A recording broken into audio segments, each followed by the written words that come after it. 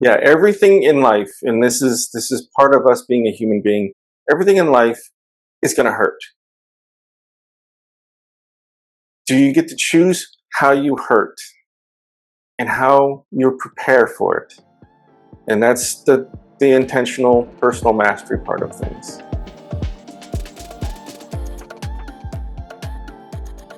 Hello, my dear. Welcome back to the Darren Well podcast. So, as we listen to today's episode, I want you to think about what if success did not have to cost you your peace?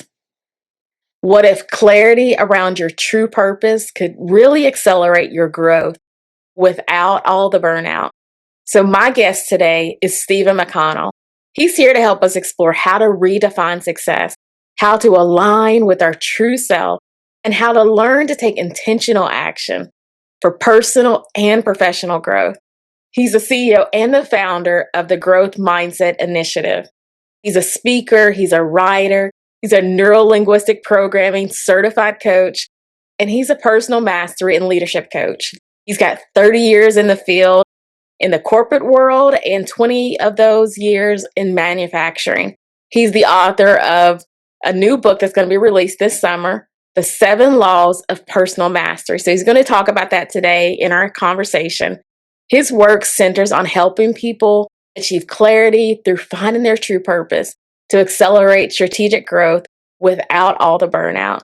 So I'm excited for Stephen to share more about ways to create new metrics for success, new ways that we can create systems that make sense for us individually, how to achieve clarity, and how to align with our true self, with purpose, with confidence, and intentional action without all the burnout. So again, thank you. Welcome to the Darren Well podcast. Welcome, Stephen. I'm excited for you to share about the book, and I'm excited for you to share ways that we can kind of grow. So tell us a little bit about what is neuro-linguistic programming, and then let's jump into our talk today. Thank you, Rita. It's an honor to be here. And neuro-linguistic programming, if you were to go into yourself and break down, let's just say a memory, a simple memory, how is that memory wired within your brain, within your neurological, your nervous system? It starts with emotions, and then it's filtered through beliefs. And that's really where neuro-linguistic programming is how we have learned to program ourselves within our life, within our reality. So neuro-linguistic programming, how I use it is usually building a system, because I have a manufacturing background, for Lean Six and all of those SOPs and ways to systematize the world, and taking that emotional, that belief system, the reticulating activating system, and bridging the two. But think about it, January 1st, did you make a resolution? If you did you stick with it to this point? The reason I bring that up is basic goals, Lean Six, achievements, all of that is on the logical side of our existence in our brain. That's the prefrontal cortex. We have to believe that we're going to achieve. We have to believe that we are that future version of ourselves. So if for health reasons, I'm going to lose 5 pounds, and by February 1st, you didn't achieve it, you didn't make it, you said, I don't need to do that. It's because neuro-linguistically, the identity wasn't there. And that's what I aim to bridge through, being an author, through being a personal mastery coach, is bringing the identity and the emotional systems of us as human beings together with reality and the logical systems that we've already built. There's so many successful systems out there, but bridging the two is what will bring each individual into their own empowerment. That's cool. That's cool. Thank you for breaking that down. It kind of leans into our why. So I love for guests to share their why as to why they do the work that they do, what inspires them. And so talk a little bit about your North Stars. Talk about, so when we think about professional growth, many times people can't see how to get from A to Z, how to get from A to J, like just middle of the road, because they're stuck in the messy middle and like, how do they get there?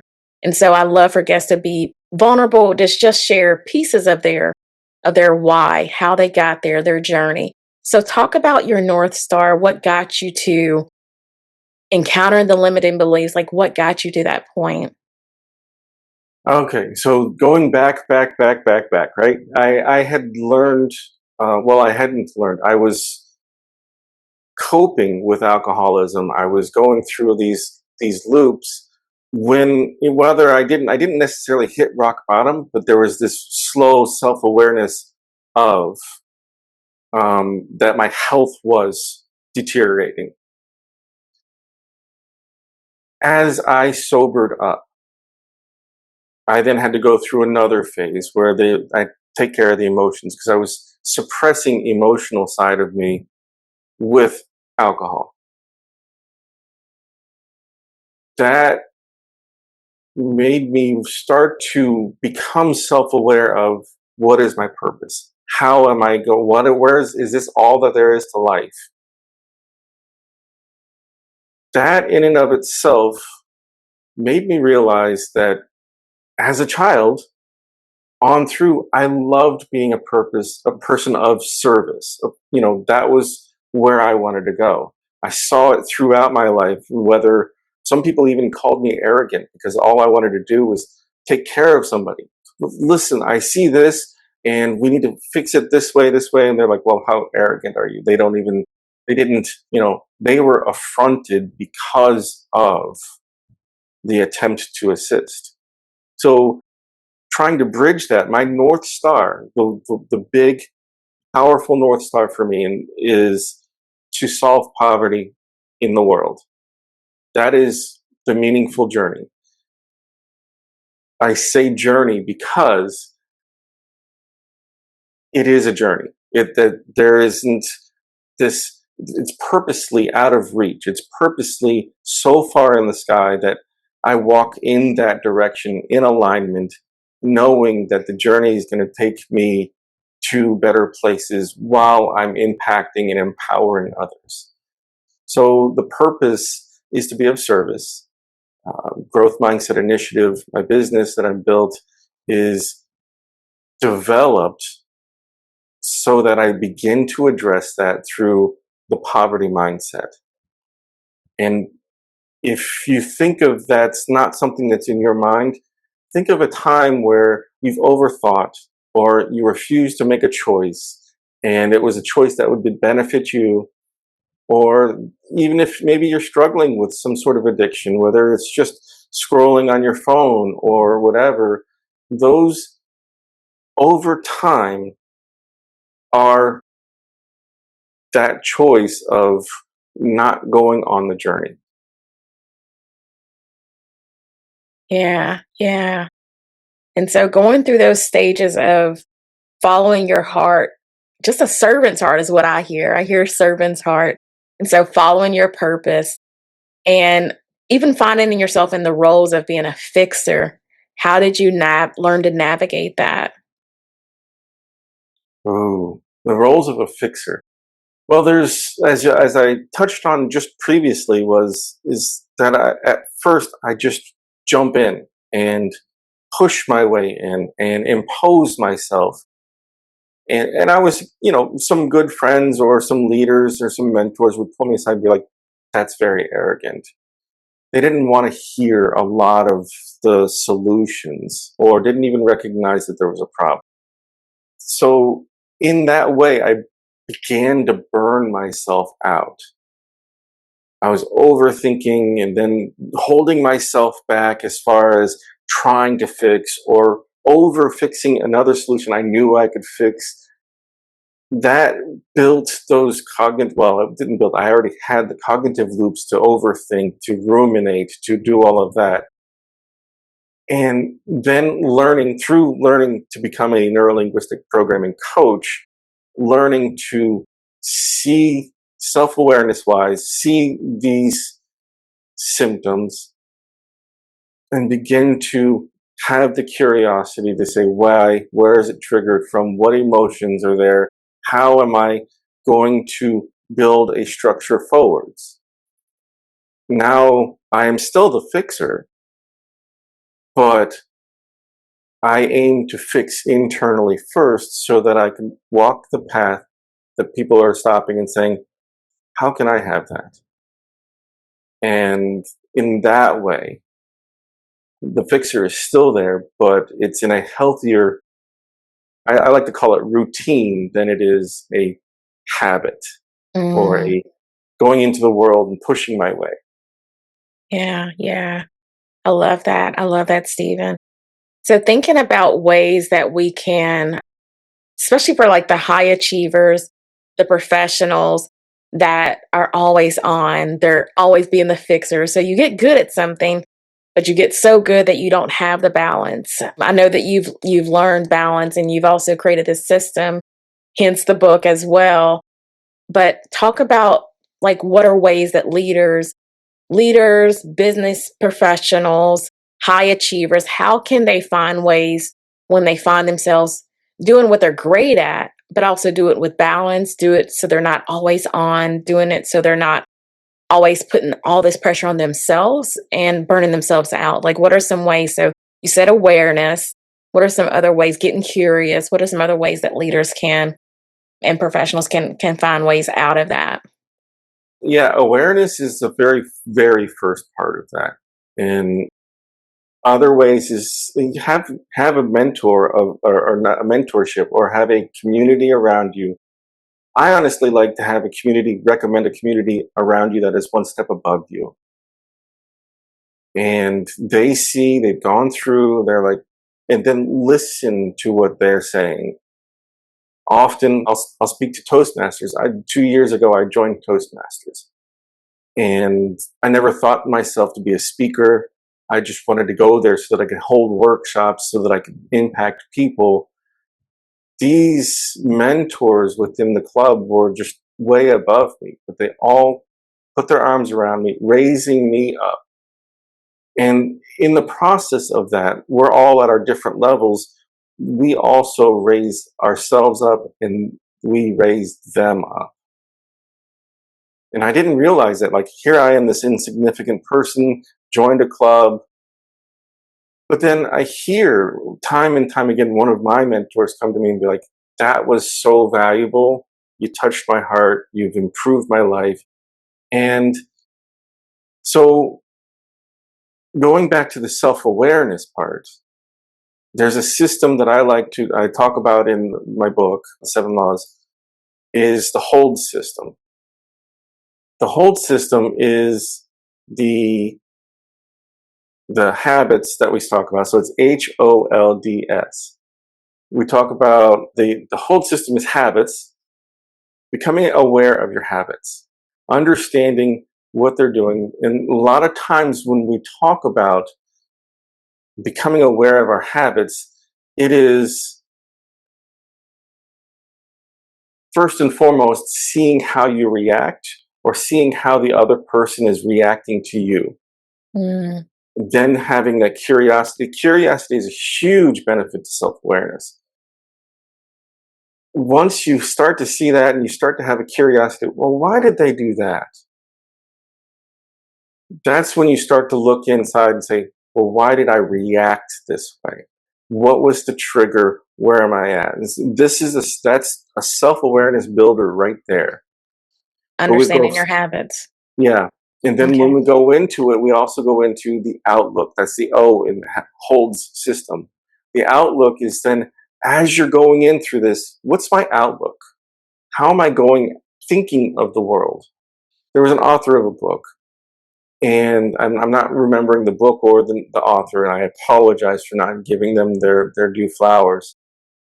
But they talk about that there are different characters out there, and we all can be these characters. You can be the victim, you can be the villain, you can be the sage, you can be the hero, or you can be the neutral person.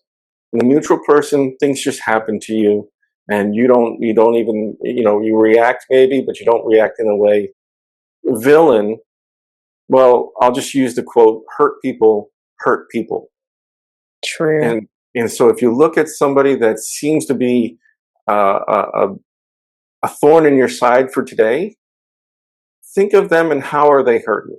Because that's where it stems from. You're the victim, everything is there. It's a filtration system in their systems to where something is always happening to them. There's no Mm. ownership. It's always the world against me. So, external system of control. Right. And then the hero is learning ownership and learning to take control, learning to build and grow.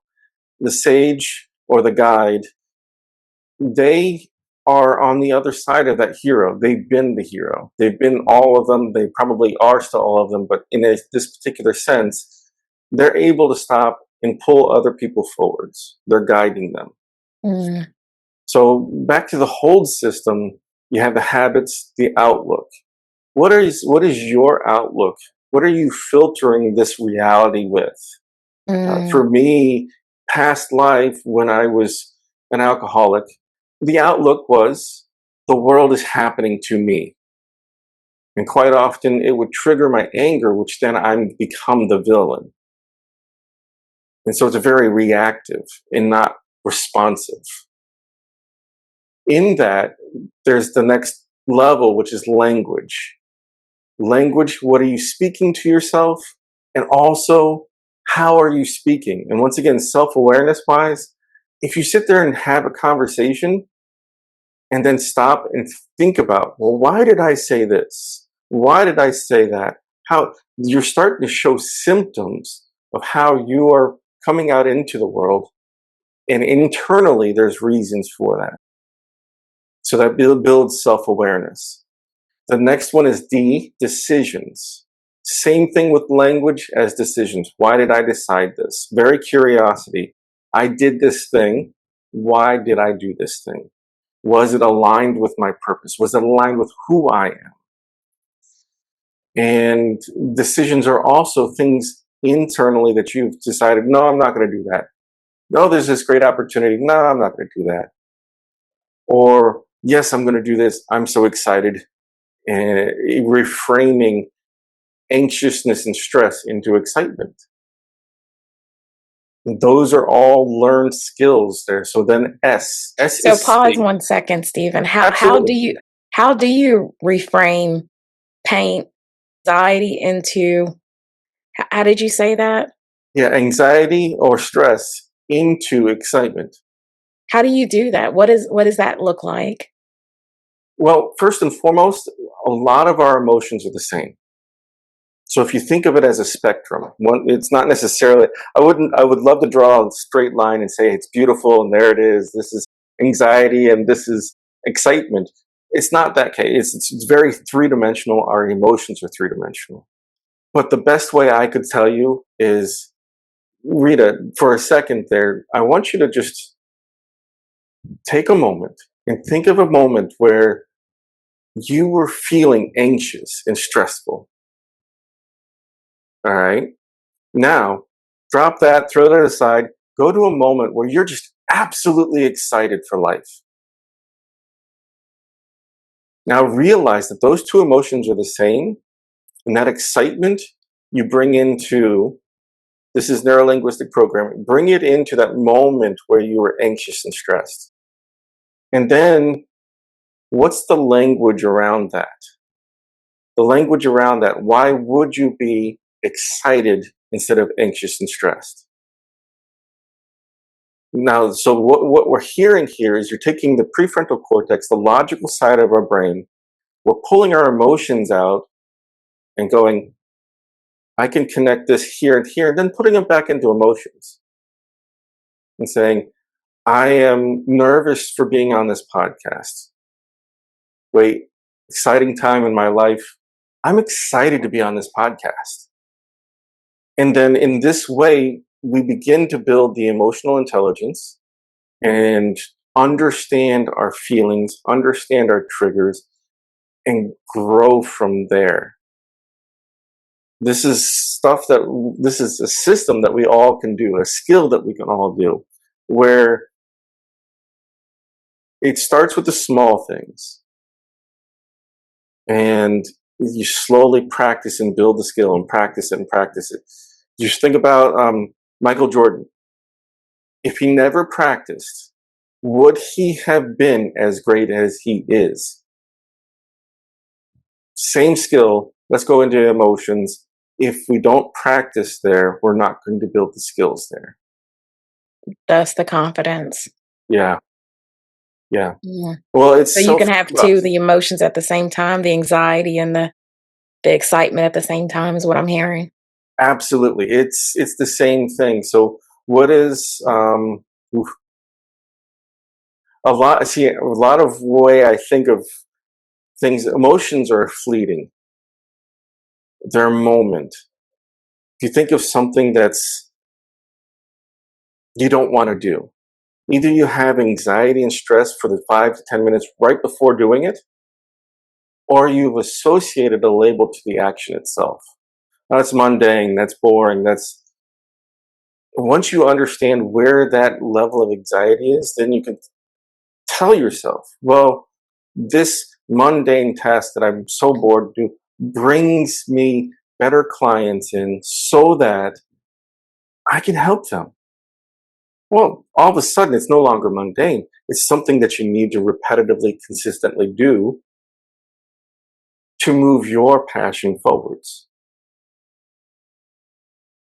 That's good. That's good.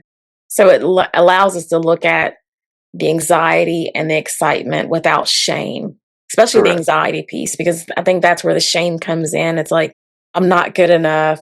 I suck at this. And it's like, whatever the belief systems are surrounding that, like, you've got to challenge those. Okay. Thank you for breaking that down. Thank you for breaking that down. Let's see. I think we finished up language. So did we do Decisions, decisions? Okay. decisions, and then space. Okay. And one thing you mentioned, and I loved it, I want to just highlight that for your listeners. Shame, guilt, those are belief systems. Those are filters how we see the world. And I love how you said it. I just wanted to highlight that. I wanted to pay that forwards because it's a beautiful thing that you had said. So yeah, back to decisions. Decisions are exactly the same thing. Our reticulating activating system is part of our brain. I referenced it earlier. If you don't know what that is, imagine going out and buying the car of your dreams. And now you're driving down the road and all you see is the car of your dreams. Everybody else is driving. Your brain has learned to, your nervous system has learned to filter out anything and everything that's only important to you. And if it's not intentional, it's subconscious. And the subconscious features things for your safety, your security. Therefore, when we say reticulating activating system, it's a filtration system. Otherwise, I don't remember how many billion data points that our brain receives. And without this filtration system, we're not able to function. We just over receive everything.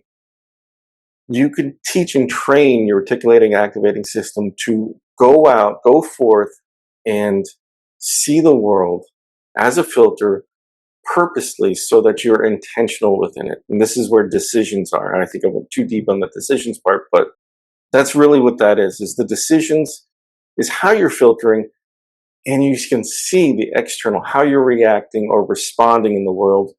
And it's also internally what you're choosing not to put out in the world. For me, for many years, alcohol addiction, all of that, I chose to repress who I was because I felt that it was broken, because I felt that it was wired wrong, because that I felt that, and through the sobering process, through going through the different phases of working on my health, working on my emotions, working on my spiritual side, I realize that we are all here for a purpose. The decisions have to align with my purpose. And then there's space.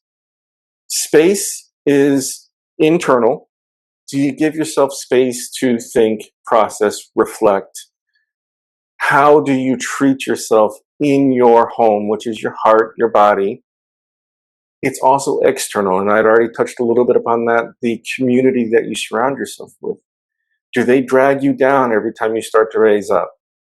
Do they raise you up every time you start to drag down? Those are very important things. See about who's around you right now.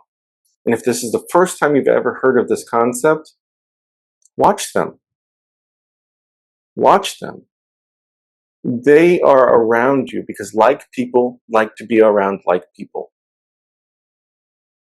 And so if they are pulling you down for one reason or another, that means that you're pulling yourself down for one reason or another. So that's the hold system. Say that last part again. If you're around like-minded people, they're either pulling you up or pulling you down. Say that again. Oh, well, our community, the community that we've built around ourselves, whether it's conscious, intentional, or subconscious, we tend to be around the people that we are alike. Like people are alike people. And so if you watch them and you see how they are and how they're going, how they're treating the waitress, we've heard that expression so many times. I watch somebody and how they treat the janitor or how they treat the waitress, and then I judge them. Well, same concept. The people around you, how do they treat others around you? And in that way, either they're raising you up or holding you down. It starts internally. Are you raising yourself up or holding you down? That's powerful. So based on the space, like the space that you are sharing with your people, personally, professionally, absolutely. So talking about fixed mindset, growth mindset, and the limit is not the ceiling, it's you and your belief Precisely. systems. And you, if you choose to stay there or you choose to do something different, and everything, I think as we think about our conversation today, Stephen, everything comes at a cost. You can choose to be a functional alcoholic, or you can choose to do something different because it's gonna cost you something either way. And it's like, what are you wanting to do to grow? Do you Precisely. want it Beautiful. bad enough? Beautiful. Yeah, everything in life, and this is part of us being a human being, everything in life is gonna hurt. Do you get to choose how you hurt and how you prepare for it? And that's the intentional personal mastery part of things. That's powerful. And that's the work that you do. Yeah. Awesome, awesome. Well, as we wrap up, what are some words of wisdom that you want to impart to listeners today as they're thinking about this trajectory of their professional growth, their personal growth, and just wanting to be better? Well, they've heard the hold system. I would also simply say that this comes from Roy Disney, and part of my fascination with Roy Disney is Walt Disney. The team dynamics between the two. Think of also Steve Jobs and Steve Wozniak. There's the visionary and there's the integrator, and I love those team dynamics. I love helping corporations put those team dynamics together. But Roy Disney had said something that the more you sit and think about it, the deeper you get on it, is when your values are clear to you, making decisions becomes easier. And I love that quote so much that that's part of the book that I write. That's part of the work that I do with clients is core values. What are your core values? That's your foundation. That's between who you are and your beliefs. And so, what are the values? Once you know your values, you're clear on those values, decisions become so much easier. Their values about your family life, values about your spiritual life, that values about your space that you create, your community. Yeah, values are what grounds us, and also values are what shape us, that Yeah. teach us, that guide us. Absolutely. Absolutely. Great words of wisdom. I love that. So, Stephen, as we wrap up today, I've enjoyed our conversation of just learning to be just true to ourselves. I think that's one of the takeaways that I'm having today is learning to be true to ourselves, learning to just be curious, all the different ways that we can grow and just create systems that make sense for us. Absolutely. So, what are ways that you best serve clients? So, is it organizations that you best serve? Is it one on one? Is it small teams? Like, what are ways that you best serve, and how can people connect with you? And how share more about the book, when it's going to be released, and what are some goodies that could be expected in the book? I love one-on-ones.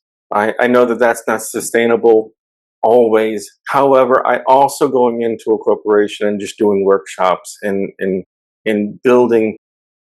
I had one corporation where their culture was very political, and they're like, "We've got to change this. We know that the world is changing around us. The younger generation prefers different values." I loved the fact that they were humble about it. Politicalness and they didn't want to hear it at first, but politicalness in a corporation culture is straightforward. All the different people in a manipulative phase. You have the people who kiss up, all of that, and they're all trying to get their own way. I loved the transformation that they had as they began to realize the way to build a team dynamic. So I love those corporate workshops, working with people who really care to change and move forwards.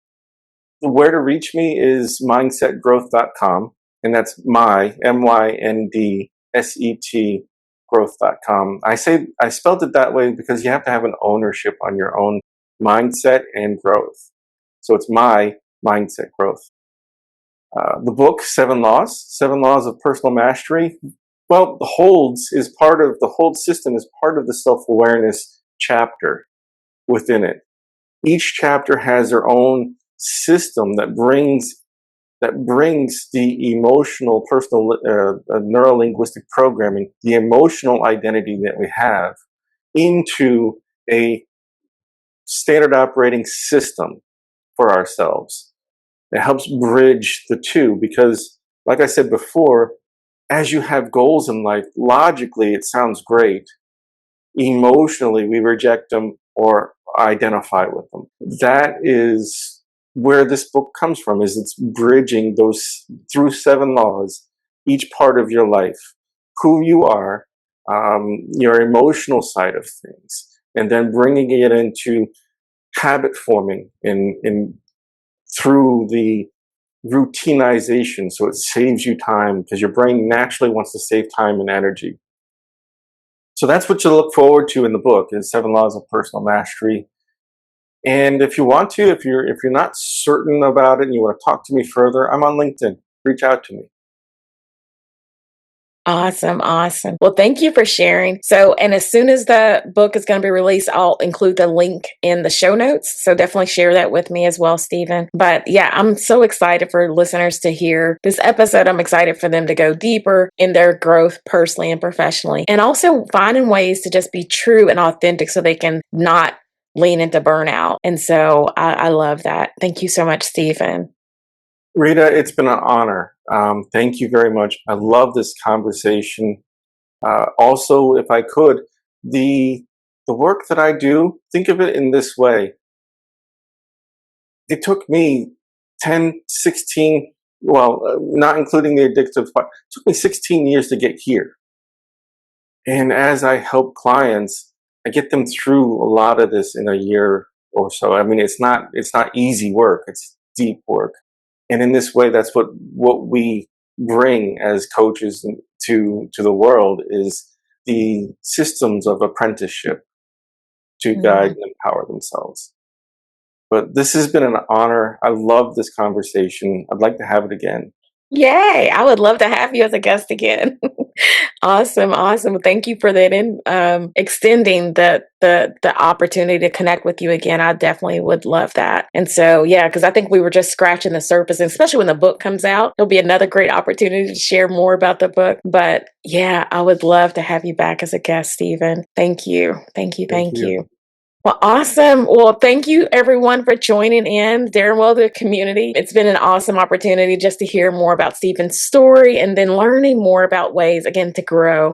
And so that's it. That's it for today's episode. Thanks for stopping by. Don't forget to like, share, and subscribe wherever you hear this episode. Wishing you a fabulous day, my dear. Until next time, keep living, keep loving, and keep daring well. Take care, guys. God bless.